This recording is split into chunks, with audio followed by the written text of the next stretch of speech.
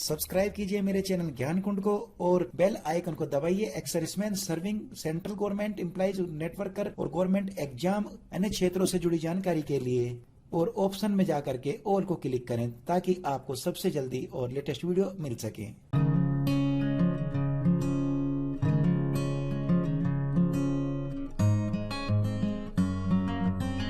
Hello guys, स्वागत है आपका मेरे यूट्यूब चैनल ज्ञान कुंड में। मैं आपका दोस्त होस्ट मुकेश कुमार। गाइज, मैं इस बार आपके लिए एक खास चीज लेकर के आया हूं कि इस बार हमें असेसमेंट ईयर 2021-22 यानी कि फाइनेंशियल ईयर 2020 और 21 का इनकम टैक्स रिटर्न कैसे फाइल करना है।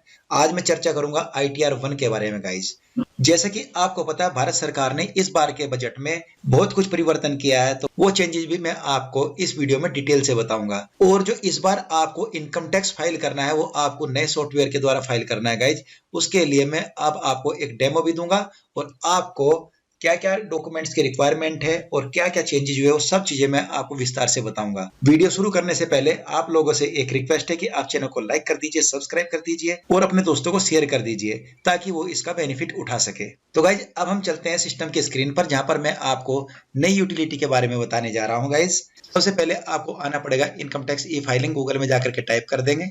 गाइज, यहाँ पर इस प्रकार का इंटरफेस आएगा। यहाँ पर आपको पहले नोटिस दिया जा रहा है, इंपोर्टेंट नोट को आप पढ़ लीजिए। और यहाँ पर बताया जा रहा है कि आपको जसोन यूटिलिटी के बारे में बताया जा रहा है। जसोन यूटिलिटी जो नई यूटिलिटी लॉन्च हुई है उसके बारे में बताया जा रहा है कि वो आपको एक जिप फाइल मिलेगी, आपने उसको डाउनलोड करना है। गाइज, तो अब यहाँ पर इसको मैं कंटिन्यू कर देता हूँ। गाइज, यहाँ पर देखिए, जिस जसोन यूटिलिटी के बारे में जो नया सॉफ्टवेयर आया है उसके बारे में बात करने जा रहा हूँ। तो आप ये देखिए, ये बिल्कुल नई यूटिलिटी आई है। ये 2021 और 22 असेसमेंट ईयर के लिए। अगर आप इससे पीछे का देखेंगे, जैसे मैं आपको दिखा देता हूं, 19-20 कोई भी आप ले लीजिए। पहले आपको यहाँ पर माइक्रोसॉफ्ट एक्सेल यूटिलिटी और जावा यूटिलिटी, दो प्रकार की यूटिलिटी मिलती थी जिसमें आप ऑनलाइन अपना इनकम टैक्स दाखिल करते थे और हर एक चीज कैलकुलेट होकर के आती थी। लेकिन जो इस बार आपको यूटिलिटी मिलने जा रही है इसमें बहुत सारे चेंजेस किए गए हैं गाइज, क्योंकि इस बार का जो इनकम टैक्स सिस्टम है हमारा, उसमें दो प्रकार के ऑप्शन आपको दिए गए हैं कि आप प्रीवियस तरीके से इनकम टैक्स फाइल करना चाहते हैं या नई तरीके से फाइल करना चाहते हैं, तो वो भी आपको यहाँ पर ऑप्शन मिलता है। और इस यूटिलिटी को जो आप यूज करेंगे, इस यूटिलिटी के अंतर्गत आपको बहुत सारे चीजें प्री लोडेड ही मिलेंगी। गाइज, अब हम चलते हैं असेसमेंट ईयर 2021-22 पर। अब यहाँ से इस जसवन यूटिलिटी को आपने डाउनलोड करने लगा। गाइज, जैसे आप इसको डाउनलोड कर लेते हैं गाइज, तो यहाँ पर आपको एक जिप फाइल मिलेगी और आपने इसको अनजिप करना है।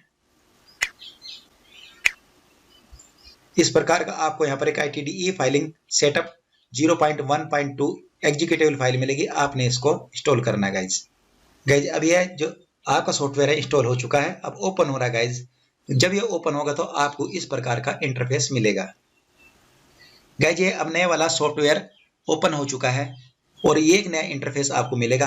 आप यहाँ पर देख लीजिए, डेस्कटॉप यूटिलिटी आपको मिलने जा रही है ITR 1 और ITR 4 नंबर फार्म के लिए मिलने जा रही है। उसका वर्जन देख लीजिए, 0.1.2 है। गाइज, जैसे जैसे यहाँ पर चेंजेस होंगे भविष्य में, तो ये वर्जन भी चेंज होते चले जाएंगे। गाइज, अब हम यहाँ पर जाएंगे कंटिन्यू में। गाइज, यहाँ पर देख लीजिए, सबसे पहले अगर आपको कोई दिक्कत आती है तो इन्होंने अकाल का ऑप्शन भी इसमें दिया हुआ है। टोल फ्री नंबर के अलावा 2 मोबाइल नंबर भी दिए हैं, तो आप इन पर कभी भी कॉल कर करके आप अपनी समस्या का निवारण कर सकते हैं। लैंग्वेज जो इसकी है इंग्लिश ही है और फोंट का साइज छोटा या बड़ा आप यहाँ से कर सकते हैं। इसके यहाँ पर 2 मोड दिए गए हैं, डे नाइट मोड है। अगर आप नाइट मोड में काम करना चाहते हैं तो ये, अदरवाइज आप इसको डे मोड सेलेक्ट कर दिए। साथ में यहाँ पर देखिए गाइज, ये जो आपको ग्रीन कलर का यहाँ पर दिखाई दे रहा है, तो यानी कि ऑनलाइन कनेक्टेड है। यह यूटिलिटी ऑनलाइन कनेक्टेड, तभी ग्रीन आता है यहाँ पर। यह आपको यहाँ पर बता रहा है कि जो आपका असेसमेंट ईयर 21-22 है उसका फाइनेंशियल ईयर जो है आपका 1 अप्रैल 2020 से लेकर के 31 मार्च 2021 तक के बीच का है। गाइज, यहाँ पर इसकी जो पहली टैब के अंदर आपको यही इंफॉर्मेशन मिलती है। सेकंड टैब जो है इसकी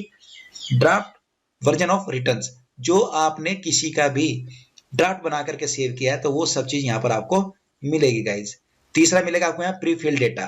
प्रीफिल डेटा गाइज वह डेटा है जो आप इनकम टैक्स विभाग की साइट से लेंगे, उसके बारे में मैं आपको बताने जा रहा हूँ कि वो आपको कहाँ से मिलेगा। तो गाइज, ये इसके मेन 3 टैब हैं। अब हमें फिर गूगल में जाना होगा। आप यहाँ पर अपना इनकम टैक्स ई फाइलिंग की वेबसाइट में दोबारा से आएंगे, लॉग इन करेंगे। आपके पास अपना पैन कार्ड, यूजर आईडी और पासवर्ड होना चाहिए। जैसे आप लॉगिन हो जाते हैं गाइज, तो यहाँ पर देखिए आपको यहां से आपको दो चीज लेनी है, फॉर्म नंबर 26AS और डाउनलोड प्री फिल्ड डेटा, जो कि आपकी असेसमेंट ईयर 2021-22 का है। ये जो प्री फिल्ड डेटा है इसके अंतर्गत जो आपने प्रीवियस रिटर्न्स में अपनी जानकारी दी है वो पूरी जानकारी यहाँ पर डाउनलोड हो जाएगी और वो उसमें जाकर के आपने अटैच फाइल के तौर पर आपने इंसर्ट करना है। तो यहाँ पर मैं डाउनलोड कर लेता हूँ असेसमेंट ईयर 2021-22 के लिए प्री फिल्ड डेटा। अब मैं यहाँ पर फाइल रिटर्न करने जा रहा हूँ गाइज, लेकिन मैंने आप लोगों के सुविधा के लिए वीडियो को छोटा बनाने की वजह से ऑलरेडी डेटा लेकर के रखा हुआ है और उसी को मैं आपको एडिट करके दिखाऊंगा। लेकिन उससे पहले कि मैं आपको बता दूं डेटा को कैसे इंपोर्ट करना है, आप जाएंगे फाइल रिटर्न में, ये जो आप देख रहे हैं इंपोर्ट प्री फिल्ड डेटा, इसको क्लिक करेंगे, कंटिन्यू कर देंगे गाइज। यहाँ पर आपको उस इंडिविजुअल का पैन कार्ड नंबर डालना है जिसका आपने डेटा प्री फिल्ड करना है। यहाँ पर अटैच फाइल, जैसे जिस1 फाइल ऑलरेडी मेरी डाउनलोड हो चुकी है तो इसको मैंने अटैच कर दिया गाइज। इंपोर्ट प्रीफिल जिस1 फाइल सक्सेसफुली, अब यहाँ पर आपका सक्सेसफुली हो चुका है। अब आप इससे आगे प्रोसीड करेंगे तो ये फिर आपको इंडिविजुअल की सारी जानकारी यहाँ पर आ जाती है। फाइल रिटर्न करेंगे। अभी आपसे पूछ रहा है कि आपको इंडिविजुअल करना है या HUF करना है या अदर्स में करना है।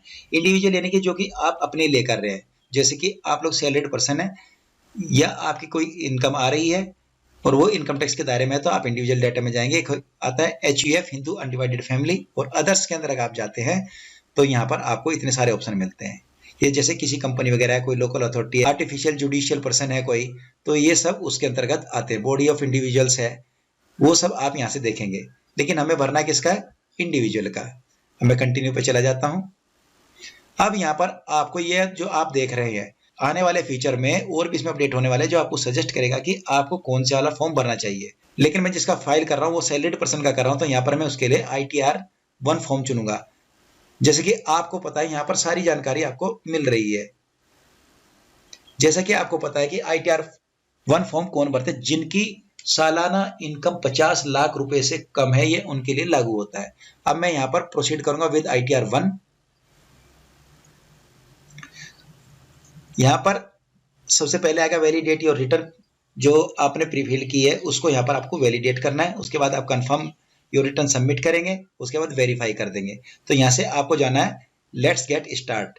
लेकिन अगर आपको किसी भी प्रकार का कोई डाउट होता है तो आप यहाँ पर जितने भी लिंक्स हैं यहाँ से आप उन सबके वीडियोज वगैरह देख सकते हैं जो भी आपको रिक्वायरमेंट है गाइज। जैसे गाइज मैंने आपको बोला था वीडियो को थोड़ा मैं छोटा बनाने के लिए सीधा ड्राफ्ट में जाऊंगा, तो मैं आपको वहां से दिखा देता हूं। गाइज यहाँ पर ये जो मैंने ड्राफ्ट बना करके रखा हुआ है पहले से तैयार करके रखा है, लेकिन इससे पहले मैं आपको कुछ चीजें और बताना चाहता हूँ। यहाँ पर मैं आपको ये बताना चाहता हूँ कि मुझे कौन सा ऑप्शन चूज करना है वो आपके ऊपर डिपेंड करता है। जिन्होंने पहले पुराने ऑप्शन में भरा है वे पुराने ऑप्शन में ही फॉर्म भरेंगे, और जो नए में भरना चाहते हैं तो वहां पर वो नया ऑप्शन चूज करेंगे। लेकिन उससे पहले एक डिफरेंस यहाँ पर जान लेना बहुत जरूरी है गाइज। आपको कौन से स्लैब के अंदर या कौन से रिजेम के अंदर आपको इनकम टैक्स फाइल करना है, क्योंकि वहां पर जब आप आगे प्रोसीड करते हैं तो आपसे पूछता है कि आपको नए वाले स्लैब में भरना है या पुराने वाले स्लैब में भरना है। तो यहाँ पर आप उसको पहले जांच ले, परख ले कि मुझे किस में फायदा है, वही आप ऑप्शन चूज करें। यहाँ पर मैंने आपको एक कंपैरिजन दिखाया हुआ है। फर्स्ट ऑप्शन का मतलब जो आप पहले पुराने तरीके से भर रहे थे, और सेकंड ऑप्शन है जो नया तरीका है।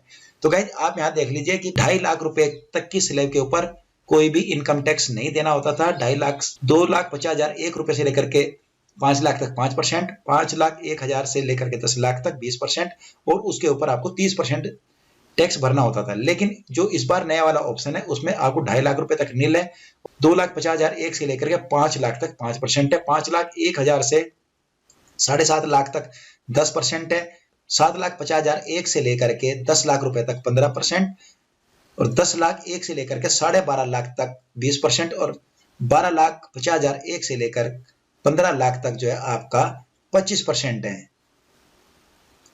और अगर किसी की इनकम सालाना 15 लाख से ऊपर है तो 30% भरेगा गाइज।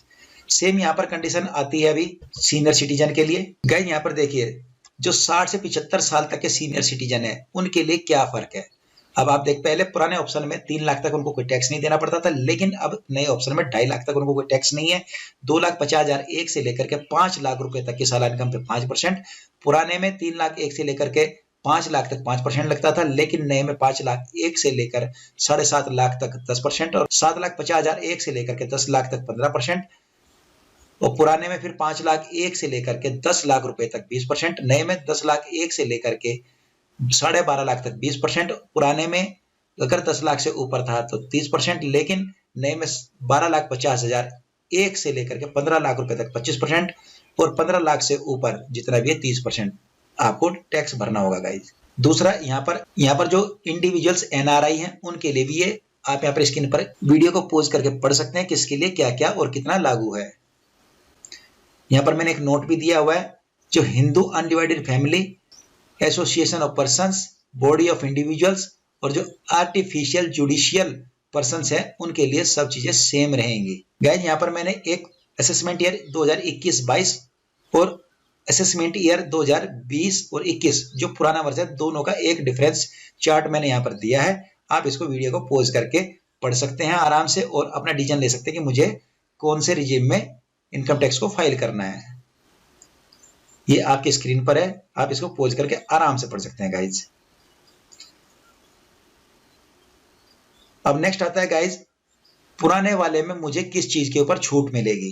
पुराना रिजीम जो था उसमें आपको 80C में 1.5 लाख रुपए तक की छूट, असेसमेंट एक की ध्यान दीजिए। अब यहाँ पर असेसमेंट ईयर जो है आपका 2021 और 22, अभी भी उसमें आपको सेक्शन 80C में 1.5 लाख रुपए की छूट है। सेक्शन 80D में 25,000 और 50,000 रुपए।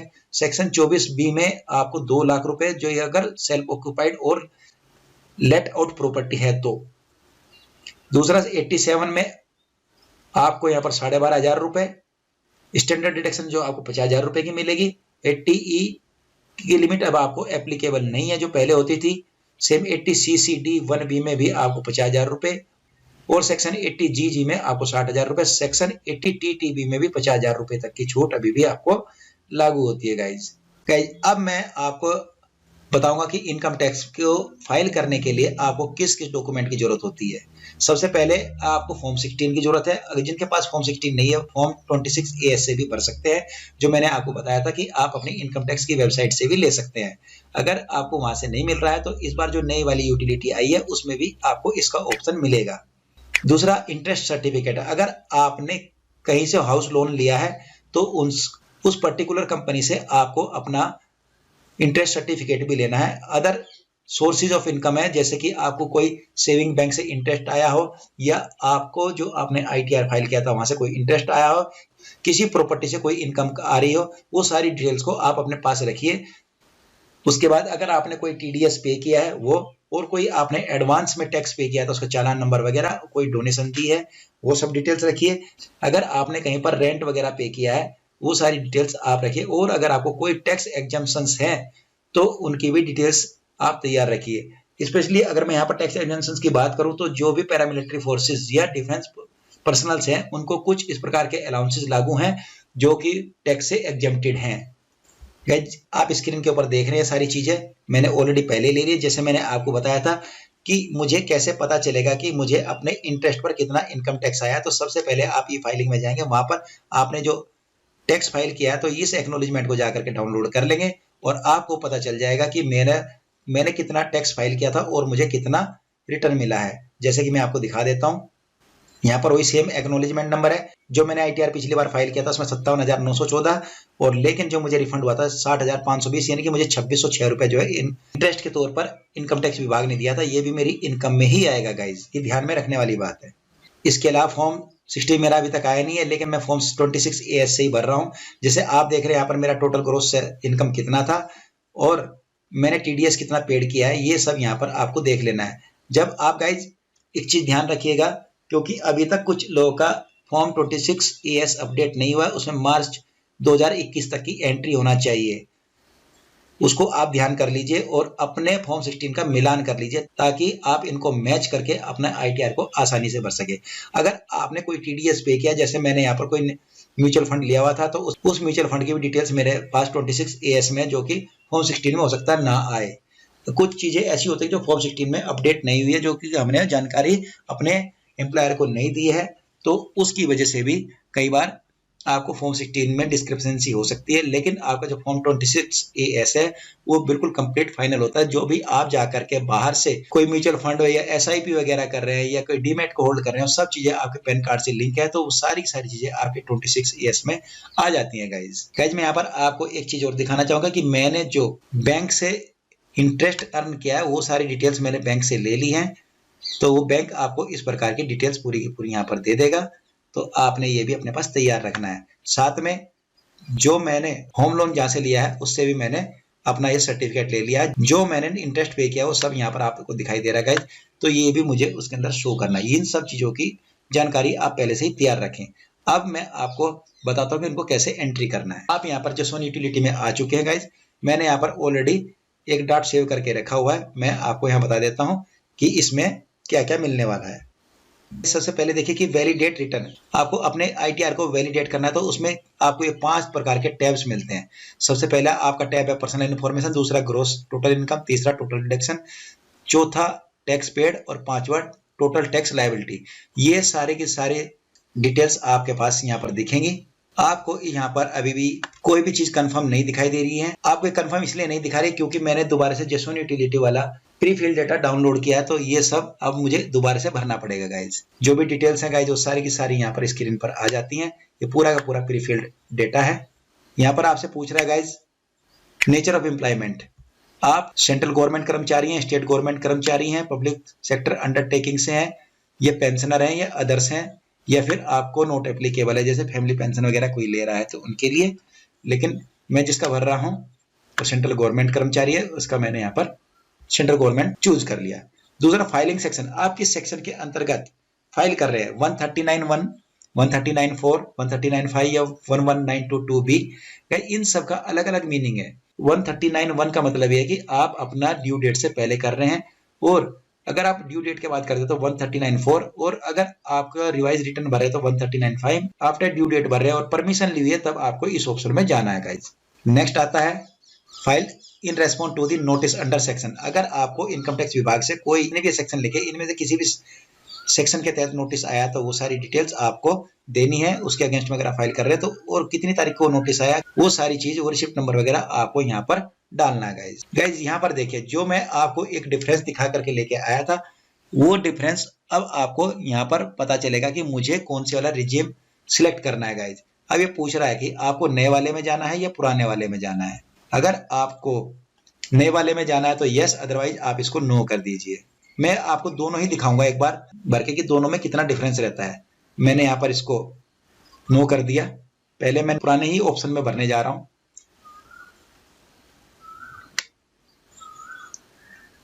उसके बाद गाइज यहाँ पर रिफंड कौन से अकाउंट में ट्रांसफर होना है, वो आपका अकाउंट नंबर पहले से प्री वैलिडेट हो जाना चाहिए। अब मैं वो अकाउंट यहाँ पर ऐड करता हूं जिसमें मुझे इनकम टैक्स रिफंड लेना है। यहाँ पर मैंने इसको चेक बटन से चेक कर दिया। अब मैं इस अकाउंट को ऐड कर देता हूँ। ये देखिए नॉमिनेटेड फॉर रिफंड। यहाँ पर ये जरूर नॉट प्री वैलिडेटेड दिखा रहा है, लेकिन ये मेरा अकाउंट ऑलरेडी प्री वैलिडेट हो चुका है। अब मैंने इसको यहाँ पर कंफर्म कर दिया। जैसे मैंने कंफर्म किया तो आपने देखा कि यहाँ पर ये जो है कंफर्म हो गया गाइस, और ग्रीन से टिक हो गया है। अब मुझे अपनी ग्रोस सैलरी इनकम को यहाँ पर डालना है गाइस। ग्रोस सैलरी इनकम, सबसे पहले मैं एडिट में जाऊंगा। अब टोटल कितनी इनकम मेरी थी, जो मैंने इस बार फॉर्म 26AS से ली है, जो मैं आपको बता चुका हूँ। फॉर्म 16 अभी तक आया नहीं है। जैसे ही फॉर्म 16 इसके साथ लिंक हो जाएगा तो आपको यहाँ पर जो भी सारी डिटेल्स हैं ये ऑटोमेटिकली फ्री फिल्ड होकर के मिलेंगी। आप जैसे मेरे केस में 7,24,797 रुपए हैं। 17(2) में मेरी कोई इनकम नहीं है, 17(3) में भी कोई भी इनकम मेरी नहीं है। अब नेक्स्ट आता है आपका एग्जम्प्टेड अलाउंस। आपको कोई अलाउंस एग्जम्प्ट हुआ हो उसकी सारी जानकारी आप यहाँ देंगे। जैसे LTC मैंने लिया हुआ है, उसके अलावा और कोई दूसरा एग्जम्प्टेड अलाउंस आप यहाँ पर बड़े आराम से पढ़ सकते हैं कि आपको क्या क्या चीज लागू है। जो चीज आपको लागू नहीं है उसे मत भरिए, जो लागू है वो जरूर भरिए। दूसरा है section 10(14)(2) prescribed allowances granted to meet the personal expense in the performance of duties office और एम्प्लॉयमेंट और to compensate him to increase the cost of living. Guys इसके अंतर्गत जो आपको ड्रेस अलाउंसेस वगैरह मिलते हैं वो भी आप यहाँ पर डाल सकते हैं। गाइज यहाँ पर देखिए आप आपको 50,000 रुपए स्टैंडर्ड डिडक्शन की छूट मिली है, क्योंकि आपने इसको अभी पुराने वाले ऑप्शन में ही भरा है। नए में भरेंगे तो यहाँ पर ये छूट आपको नहीं मिलेगी। अब आप अपनी डिटेल्स को यहाँ पर सेव कर दीजिए। अब चलते हैं कि टोटल टैक्स डिडक्शन कितना हुआ आपका। क्लिक कर दीजिए। गाइस सबसे पहले मैं आपको बता दूं, आप यहाँ पर शो ऑल डिडक्शंस में जाइए। जो भी आपको लागू है वो आप यहाँ पर सबसे पहले देख लीजिए। जैसे मैं करूं बात 80C की, 1.5 लाख रुपए तक की छूट आपको अभी भी लागू है। आप इस बटन को जाएंगे, ऐड करेंगे। ऐड कर दिया आपने। ऐड करते ही बॉक्स आ जाएगा, यहाँ पर आप अपना 1.5 लाख रुपया डाल दीजिए। ये जरूर आपको वार्निंग दे रहा है, आप इसको इग्नोर कर दीजिए, क्योंकि इसके साथ अभी फॉर्म 16 लिंक नहीं हुआ। जिस दिन लिंक हो जाएगा तो ये भी सब हट जाएगा। किसी को 80cc D2 में डिडक्शन लेना है तो उसके लिए एप्लीकेबल है। 80D अगर आपने कोई हेल्थ इंश्योरेंस के लिए खर्चा किया है उसके लिए, जैसे मेरे केस में लागू है, तो 80D में मैं जाता हूँ, ऐड कर देता हूँ। अब ये यहाँ पर 80D में पूछ रहा है वेदर यू और any of your family member excluding parents is a senior citizen. अगर 60 साल से ज्यादा है तो आपको यस करना है, अदरवाइज नो करना है। एक्सक्लूडिंग पेरेंट्स को छोड़ करके पूछा उसने, नो कर दीजिए। आपने हेल्थ इंश्योरेंस में कितना खर्चा किया है, आपको इसमें मैक्सिमम 25,000 रुपए तक का ही मिलेगा। अगला आपका प्रिवेंटिव हेल्थ चेकअप के ऊपर आपने कितना खर्चा किया है वो सेकंड ऑप्शन में। सेल्फ और फैमिली सीनियर सिटीजन ये आपको अभी यहाँ पर डीएक्टिवेट हो जाएगा, क्योंकि आपने ऑलरेडी ऊपर वाला ऑप्शन चूज किया है। सेकंड आता है whether any of your parents is a senior citizen. अगर आप पेरेंट्स के लिए क्लेम करना चाहते हैं तो उसमें यस और नो जो भी आपको एप्लीकेबल है भर दीजिए, लेकिन मेरे केस में ऐसा नहीं है तो मैं नेम ऑफ पेरेंट्स कर रहा हूँ, ये मैंने ऐड कर दिया।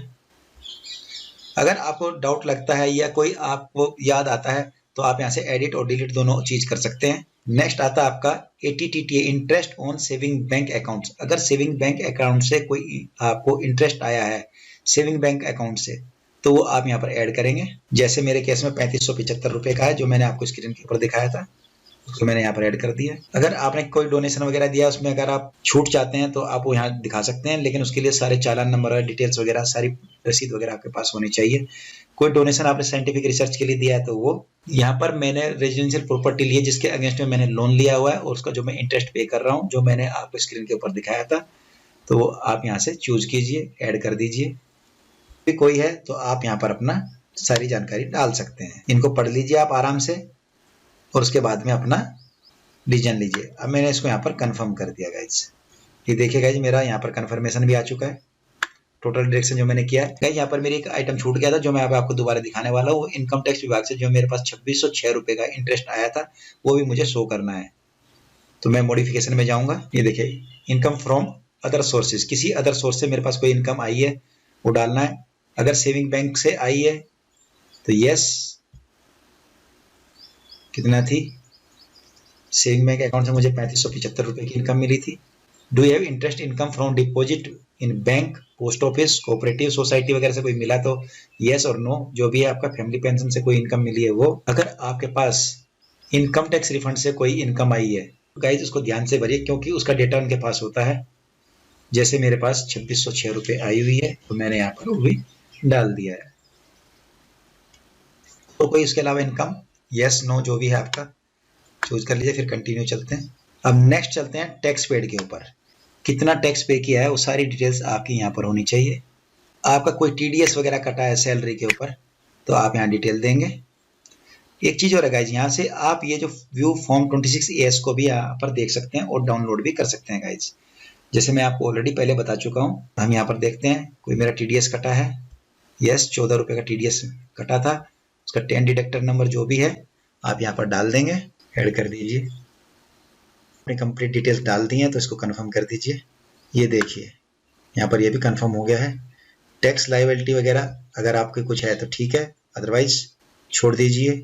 यहाँ पर आपको कोई भी टैक्स लायबिलिटी नहीं बन रही है तो आप इसको कंफर्म कर दीजिए। अब आप यहाँ पर देखेंगे पांचों के पांचों जो ऊपर टैब्स दी गई थी ये पूरी आपके ग्रीन हो चुकी हैं। ये देखिए जब आपका कंफर्म हो जाए तो आगे आप प्रोसीड करेंगे। जैसे आप प्रोसीड करते हैं तो आपको बता रहा है कि आपका रिफंड कितना बन रहा है। तो गाइज जैसे कि वहां पर आपने देखा था मेरा जो रिफंड बन रहा था वही आप यहाँ समरी में देख सकते हैं, आपको यहाँ समरी में दिखाई दे रहा है। लेकिन ये जो रिफंड बन रहा था मेरा पुराने वाले रिजीम के अंतर्गत बन रहा था, लेकिन अब हम नए वाले में भर के देखते हैं गाइस। तो अब हम फिर वहीं पर आ जाते हैं। जैसे ही मैं यहाँ पर ये देखिए नए वाले को यस करता हूँ तो मेरे सामने इस तरह का बॉक्स आ जाता है। इस बॉक्स में क्लियर लिखा है कि आपको ये सब चीजें जो छूट मैंने पुराने वाले रिजीम में ली है वो यहाँ पर लागू नहीं है। आप इसको पूरा डिटेल से पढ़ सकते हैं और फिर यहाँ से फर्दर प्रोसीड करेंगे। जैसे आप इसको प्रोसीड करते हैं तो गाइस यहाँ देखिए टैक्स डिडक्शन वगैरह जो थी वो सब मैं डिटेल ऑलरेडी डाल चुका हूँ, लेकिन क्या है कि मुझे इसमें कुछ टैक्स डिडक्शन के लिए जो छूट मिलनी थी वो यहाँ पर मुझे लागू नहीं होती है। और जो नया निकल करके आता है ये 37,022 रुपए की मेरे से ऑलरेडी टैक्स लायबिलिटी मांग रहा है, यानी कि जो इसका डिफरेंस होगा अब मुझे वही मेरा रिफंड रहेगा गाइज। ये देखिए गाइज, ये जो मैंने उसमें डिडक्शन के लिए भरा था ये सब मेरा यहाँ पर नए वाले सिस्टम में खत्म हो जाता है, तो उस वजह से मेरा जो है अब रिफंड कम बनेगा। तब ये देखिए यहाँ पर कितना रिफंड बन रहा है, कुल 1200 रुपए का रिफंड बन रहा है गाइज। अब यहाँ पर आप पुराने वाले और नए वाले रिजीम का अंतर समझ गए होंगे कि मुझे किसमें फाइल करना है। अब वो डिसीजन आपका है गाइज। जब आप अपनी रिटर्न को यहाँ पर प्रीव्यू करेंगे और फिर उसके बाद में आप वेरीफाई करके आप यहाँ से इसको सबमिट कर सकते हैं गाइज। जैसे यहाँ पर जिस भी इंडिविजुअल का उसका नाम, उसके फादर का नाम, अगर उसने ये रिटर्न अपने आप से किया है तो उसका सेल्फ, और नहीं तो अगर उसने किसी और से भरवाया तो उसका नाम, रिप्रेजेंटेटिव वगैरह जो भी है। अगर आप यहाँ पर इसको वेरीफाई करना चाहते हैं तो वेरीफाई भी कर सकते हैं गाइज। यहाँ पर आइडेंटिफिकेशन ऑफ टीआरपी, ये टैक्स रिटर्न प्रिपेयर अगर किसी दूसरे ने किया है तो उसका डिटेल्स यहाँ पर आएंगी। वेरीफाई कर देंगे रिटर्न को। यहाँ से मैं इसको डाउनलोड कर सकता हूँ, प्रिंट भी कर सकता हूँ। नेक्स्ट ऑप्शन जो आता है प्रीव्यू रिटर्न, अपने रिटर्न को यहाँ पर प्रीव्यू कर सकते हैं, देख सकते हैं। अब यहाँ पर फाइनल सबमिट करने से पहले मुझे एक प्रीव्यू देखने के लिए मिलता है। ये प्रीव्यू जो आपके सामने स्क्रीन पर है आप देख लीजिए। ये जो इस तरह का सहज वन फॉर्म पूरा आपके सामने डाउनलोड हो जाएगा। अगर कोई दिक्कत है, कोई कुछ चीज है तो आप इसको यहाँ पर चेक कर सकते हैं और बाद में अपना ठीक कर सकते हैं। और उसके बाद में फिर आप इसको वेरीफाई करके प्रोसीड टू वैलिडेट बटन पर क्लिक करेंगे। जैसे आप प्रोसीड टू वैलिडेट के ऊपर क्लिक करते हैं तो आपका वैलिडेशन यहाँ पर सक्सेसफुल हो जाता है। यहाँ देखिए आपका सक्सेसफुल हो गया। और यहाँ पर आपने अपने रिटर्न को वेरीफाई करते हैं और वैलिडेशन को सक्सेसफुल करते हैं, लेकिन अभी अपने रिटर्न को सबमिट करने की जरूरत है। लेकिन यहाँ पर देखिए details related to verification and filing of ITR is not enable, मतलब अभी तक इनकम टैक्स विभाग ने फैसिलिटी इनेबल नहीं की है। जैसे इनेबल हो जाएगी इन फ्यूचर तो आप वहां से इनको भी ऑनलाइन सबमिट कर सकते हैं गाइज। लेकिन जैसे आपको मैं यहाँ एक चीज याद दिला दूं, एक्सएमएल फाइल के फॉर्मेट में भी डाउनलोड करते थे, जावा फॉर्मेट में डाउनलोड कर लेते थे, तो फिर हम उसको अपलोड भी करते थे। लेकिन इस बार जो आपको करना है वो JSON फॉर्मेट में डाउनलोड करके अपने इनकम टैक्स पोर्टल के ऊपर जाकर के आपको अपलोड करना होगा गाइज। अगर आप इसको अपलोड नहीं कर रहे हैं तो आपको 120 दिन के अंदर अंदर CPC बेंगलोर को भेजना होगा, तभी आपको यहाँ से रिफंड मिलेगा। गाइज उम्मीद करता हूँ कि जो आज मैंने आपको जानकारी दी वह आपके लिए लाभदायक होगी और गाइज आप उसको देख करके अपने इनकम टैक्स रिटर्न को दाखिल कर सकेंगे। इन फ्यूचर में ITR 2, 3, 4, 5 इन सब के बारे में भी वीडियो लेकर के आने वाला हूँ। फिर अगले वीडियो में मुलाकात होगी, तब तक के लिए धन्यवाद।